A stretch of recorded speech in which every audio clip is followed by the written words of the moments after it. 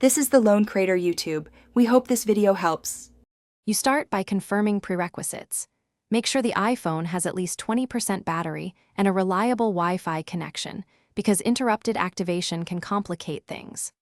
Once done, locate the original Apple ID and password or clear proof of purchase, since Apple requires ownership verification. Make sure you read the exact activation lock message and note any email hints.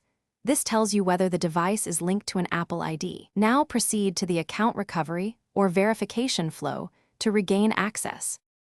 You now focus on account recovery. First, attempt signing in at iCloud.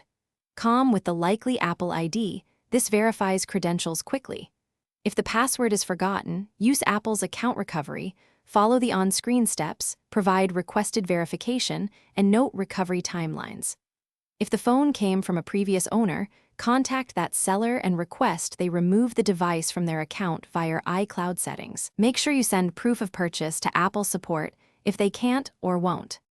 Finally, once the previous owner removes the device or Apple verifies ownership, proceed to activate the iPhone by signing in with the correct Apple ID. Make sure you restore from backup if required. If activation still fails, put the iPhone into recovery mode and restore via Finder or iTunes. This clears software issues, but not activation lock itself.